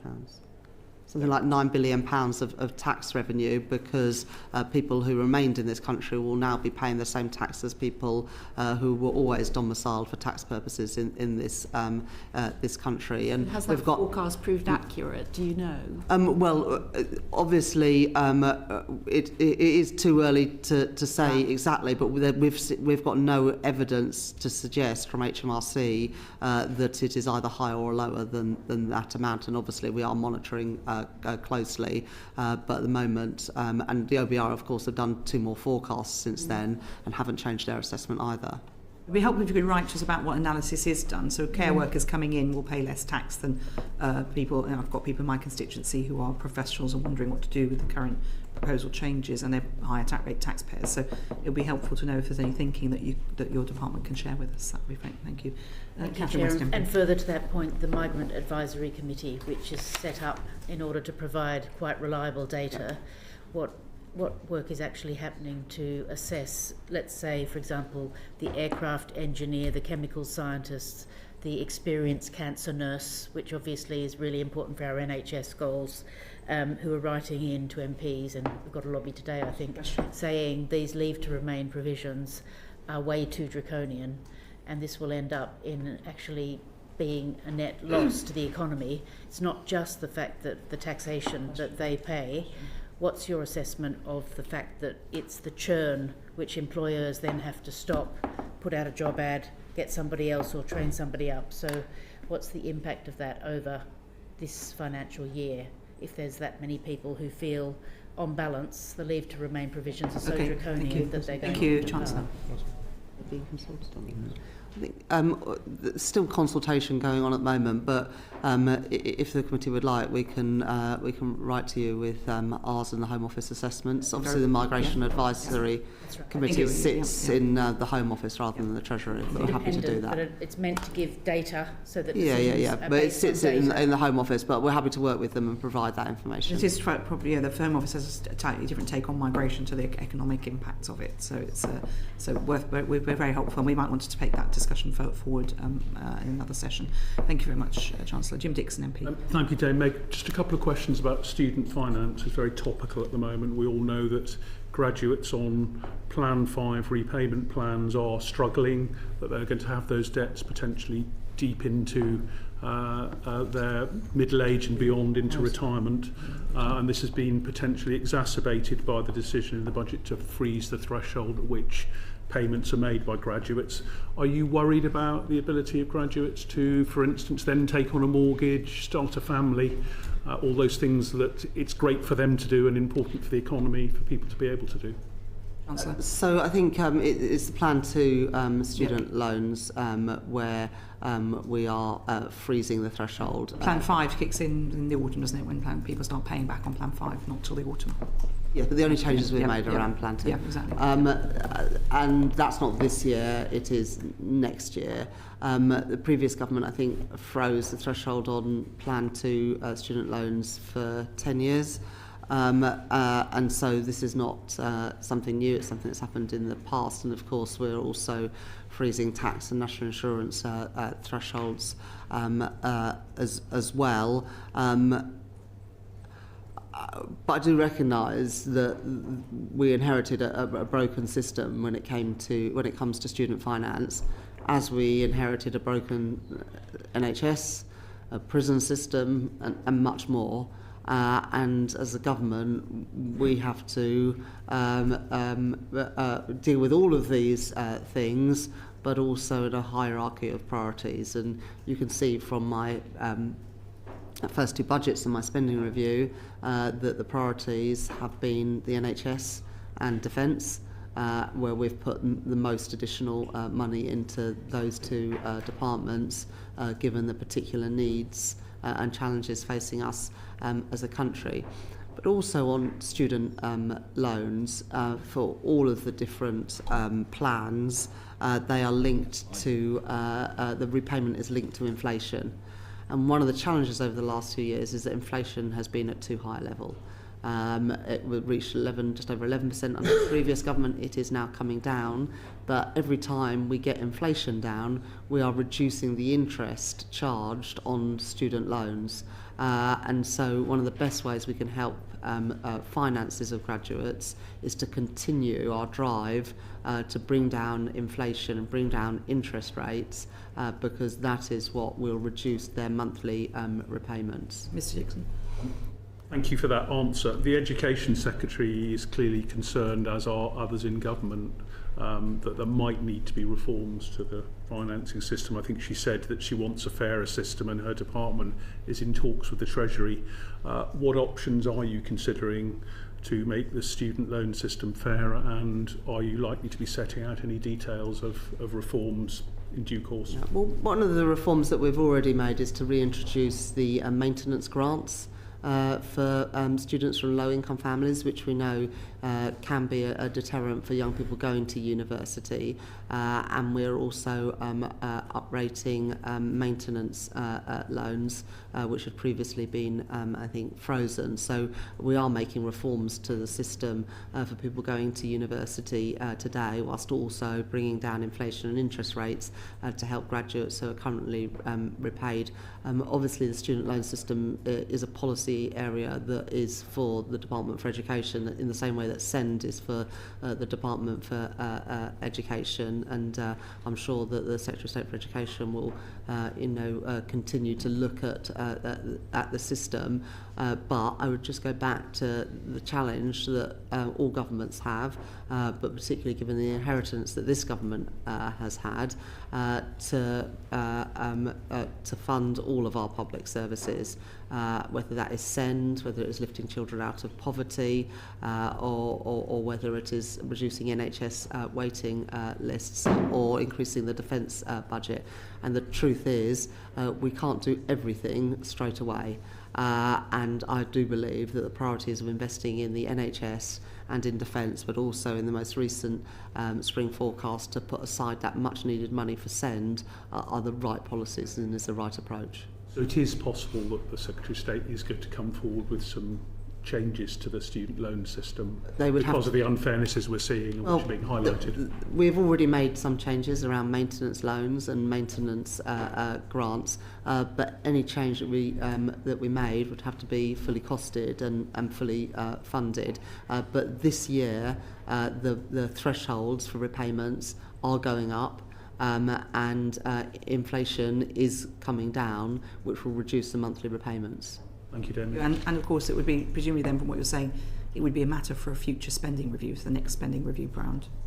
Yes, and it would be weighed up against other priorities. But it would be a bid by the Department for Education if there was any change. And to be looked at against other demands. Absolutely, no, but just in terms of what you're saying, if there's not money now, it has to be bid for in future. So we've moved to having just one budget a year. But it's a spending review matter because it would have to come out of the Department for Education, so there would have to be a spending review decision. Well, obviously, it was a budget decision to do the threshold changes, wasn't it? Yes, so that's a budget decision. But for other changes, any other major change would be a spending review matter. Well, it could either be a budget or it could be a budget. Okay, that's helpful to know. Thank you very much indeed. Yuan Yang MP. Thank you, Chair. Zooming out a bit on this issue of student loans, for the first time in modern British history, young people are expected to be poorer than their parents. And I appreciate the mentions you made of the changes to maintenance loans, to the Renters Rights Act, for example, to minimum wages for young people, which will all help young people. But on this greater picture of things, how concerned are you that this issue of declining intergenerational living standards will continue to the end of this Parliament? And more broadly, do you think the state has got the balance right between spending on older people and younger people? Well, one of the things that I did in the budget last year was to get rid of the two-child limit within the universal credit system, which lifts almost 500,000 children out of poverty. The biggest thing we could have done to change the trajectories, the lives of some of the poorest children in the country. Obviously, that came with a fiscal cost, but it was the right thing to do to invest in our young people and in their futures. Similarly, bringing down interest rates is a policy that disproportionately benefits younger people, because younger people are less likely to be saving and more likely to be borrowing, whether it is to pay for the 45% of young people who go to university to pay the student fees, or indeed whether it is getting your first mortgage. And so our policy of returning stability to the economy and bringing down inflation and interest rates is pro young people at the start of their working lives as well.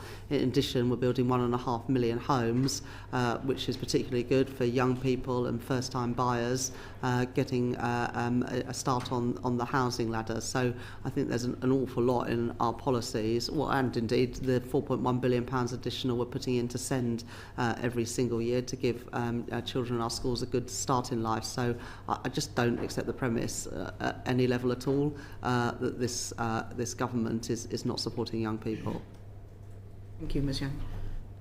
Yes, and Chancellor, you talked about your youth guarantee and apprenticeships to help deal with the record youth unemployment. But can we turn to AI? How do you see AI? It's obviously could have a massive effect on the economy and employment. Could you tell us what assessment you made and what the Treasury is doing to evaluate its effect on the labour market? Yeah. Look, AI is already having a big effect on the economy, and some of the real-time data on productivity show that productivity has actually been pretty strong in the last year or so, and part of that, although we're still working through the numbers as are other economists, but part of that will reflect a greater use of technology and AI in the economy, whether that's in public services or in the private sector, and that gives real opportunities for us as a country, particularly as a country that tends to adopt technology faster than some other countries around the world. But all the evidence from history, from any other sort of industrial revolution or technological change, is that countries that embrace that change and get the front of it benefit the most from it in two ways. First of all, you attract the businesses at the frontier who are creating the new technologies, and also countries that adopt in the wider economy and through the skills system the ability to to use and work with the new technologies as well. So that's why, as a government, we are embracing this moment. If you think about our skills mix, and we've got a highly skilled economy. If you think about our universities, which are some of the best in the world, our R&D spending, which is going up, all of these are reasons to think that we're a country that can really benefit and reap the rewards of these new technologies. And I'm determined that we are. But that does, and it links back, as you right at the beginning of your question, to opportunities around jobs and skills. And it is absolutely imperative that we therefore tilt our education and our skills system to ensure that people have got the skills to be able to use and work in these sectors. Obviously, there will be dislocations in the labour market, but what matters is how you respond to that, and whether you're giving young people skills they need. And we're working, again, this is about the active and strategic state, working with the private sector to skill and train people up, whether they work in small businesses or larger businesses, to be able to embrace these new technologies. So Glenn. I don't really disagree with any of that, but the point is there's rapid change. There people are saying that in 2 years call centres won't exist. There could be significant segments of both geographically and across the age distribution of jobs that will not exist. Can you give us any more information about what the Treasury thinks about the job losses consequential of AI? Because they are real, and you'll have to deal with those as Chancellor in real time, even if there's a positive effect overall of AI for productivity. Chancellor. Britain has already attracted many global tech companies to this country, and we're also growing our existing businesses. So one of the points of the pensions reform, for example, is to enable innovative businesses that are starting in this country to scale in this country, and changes to the listings rules and the tax incentives for entrepreneurs and scale-ups is all about trying to keep those businesses in this country. And we're having some success on that. Spin-outs from Google DeepMind are only staying in this country because we managed to keep DeepMind in this country. Wave, a great technology company based in Cambridge, is employing I think 1,500 people in the UK now. So there are jobs to be had in this sector, as long as we stay at the cutting edge of those technologies and are training people up to do these jobs, which is what some of our skills and educational reforms are about doing, but also working with the private sector, who are putting huge resources in as well to training people up. I understand the emphasis you put on, I think, policies that were some of which were started during my tenure as Economic Secretary, which I agree with respect to investment and growth capital. But what I'm suggesting to you is that the impact and jobs lost in the immediate term is real and significant. Now, you can talk about training people to the future, but what assessment has been made by the Treasury about jobs lost to AI in this Parliament? It's Nayee. Well, we are also working closely with the Department for Science, Innovation and Technology's Future of Work unit, which was established earlier this year. That unit's job is to provide analysis to ministers across government on the impacts of AI on the economy and labour markets. It's backed by a panel of businesses and trade unions, and its job is also to help advise on what any new policies that should be implemented as a result. So that is sort of the primary mechanism in government for some of the analysis. Because lots of businesses are very worried about it. Well, they were established earlier this year, but we can probably write to you with where they've got to. We've spoken to chief execs of banks and financial institutions worried about the cohort that will just lose, they won't need because of AI, but then how they're going to grow the next middle managers. So there's a very big question here, isn't there, Chancellor, about how we make sure those jobs of the future are provided in real time to fill those gaps. In the spending review last year, we invested in things like sovereign compute, the biggest supercomputer up at Edinburgh University. Things like this are about ensuring that when a scale-up business or a multinational business is thinking about where to invest, they choose the UK. That's where we get the jobs from. But if you're working in a bank now at a middle level, graduate, postgraduate trainee level, graduate trainees even, there are those jobs no longer exist, which we've heard thousands will be going in that sector. One, they worry about how they're going to grow those middle managers, but they also worry about the people who will not be employed, and that's thousands and thousands of people. But there are also thousands and thousands of jobs being created every single day. That's just the plan, is that they technology. So the plan will be to replicate, that will create the new jobs to counterbalance completely. As in every wave of technological change in the world, you've never been able to hold on to the past.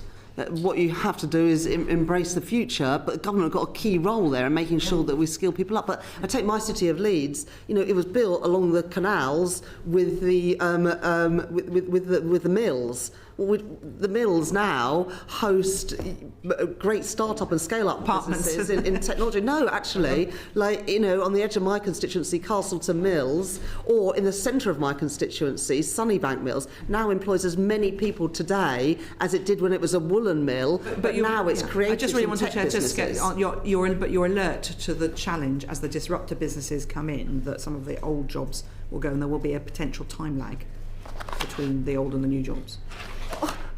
I am an optimist about these things, not a pessimist. There are more jobs in the economy today than when I became Chancellor of the Exchequer, despite the extraordinary growth of technology and AI.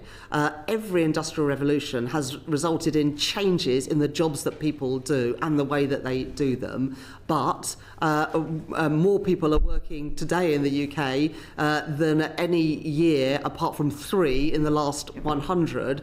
So I remain positive, as long as you've got a government that is working with business to make sure that we are skilling and training people up, and that is exactly what we're doing. Thank you. Bobby Dean MP. Thank you, Chair.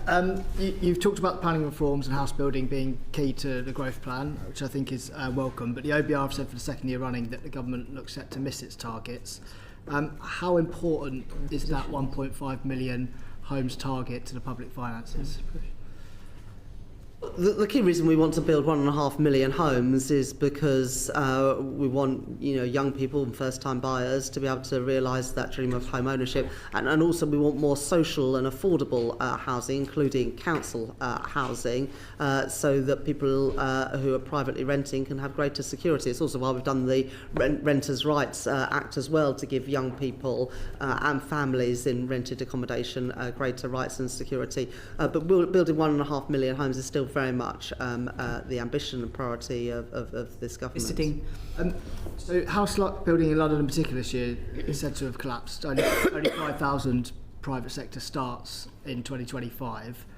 The government's put quite a lot of emphasis on its growth strategy via this route, but it's quite a cyclical industry, and it's not just the planning reforms that I guess will affect this. Is that a concern for the government? So I think we've now published the Secretary of State for Housing, Communities and Local Government, along with the Mayor of London, have published some specific London reforms to boost house building in London, where you're right, it has lagged behind the rest of the country over the last couple of years, but we're turning that around. But we're also stimulating the demand side as well through lower interest rates, and the number of first-time buyers in the market, I think, is at its highest level since the financial crisis, except for the year after COVID, when obviously people returned to the market. But lower interest rates is obviously bringing more people into the housing market. And I was with the Building Societies Association, I think it was 2 Fridays ago, with all of the building societies who are a key lender into the first-time buyer segment, and changes that I announced in my Mansion House speech has resulted in making it easier to lend to first-time buyers, bringing more of them into the market. Thank you. And can I just put to you something that came up on a joint committee with MHCLG? We asked about whether the Treasurer did any sort of value for money for the taxpayer analysis of local authorities building council homes directly. Now, we understand there will probably be an analysis about the rental income over 30, 40, 50 year period, but there's also the element of the DWP paying out housing benefit. Yeah. Is that taken into consideration? Do Treasury look at that in the main, look at the money going out via housing benefits, look about the money that could come into local authorities when making decisions about how much capital local authorities are allowed to borrow to build? Yes, we do look at those things, and as much as possible we try and reflect them in our forecasts. Sometimes, obviously, things require an upfront cost, to realise benefits further down the line. But that's the whole approach that we've taken with more investment in capital. It's also why, as my answer to Mr. Glenn's question earlier, I said that it was important to look at total departmental budgets, not just the day-to-day spending, because obviously you can get down costs for DWP and MHCLG if you invest in housing today for exactly the reasons that you said. Because those returns happen over the very long term, usually decades away, do you think that the current way that you manage public finances is able to realise those benefits? Well, we have put £39 billion into building more social and affordable housing in this Parliament, so there's no lack of ambition from this government in realising the benefits of those investments. Thank you very much. Catherine West, MP. Thank you, Chair. In terms of the 39 billion, which is already profiled across the 10 years, if some of that could be released at a pilot scheme level so that local authorities can actually start building on their own land, which of course provides a very quick planning application, and in fairly small bunches, for example disabled housing, but it does create the chain back into both registered social landlords and councils. I think that might be worth trying just to get that 5,000 Is that a prospect, Chancellor? I mean, those would be decisions for MHCLG and local government. It's already been profiled, so that's more money. Well, but it's then up to the department how to spend it.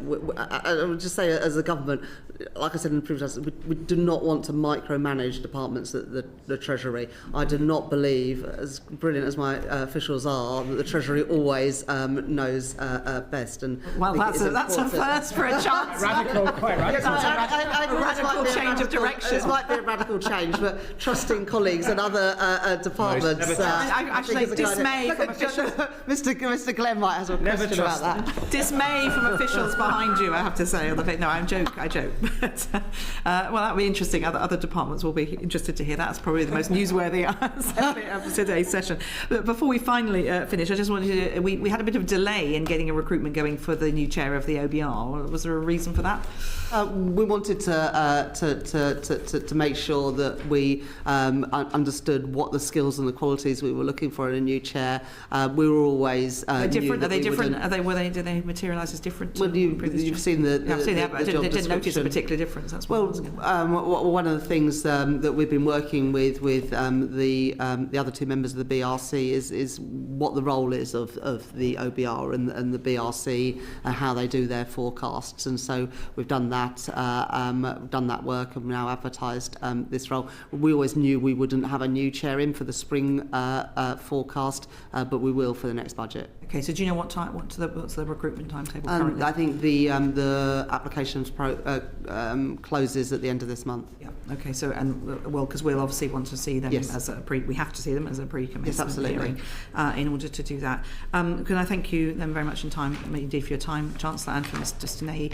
A transcript of this will be available for the hordes of people out there who want to see it uncorrected on the website in the next couple of days. Thank you to our colleagues at Hansard. Thank you to our colleagues at Bowtie for the broadcasting. Thank you again, Chancellor. Thank you, Chancellor. Thank you very much. Order.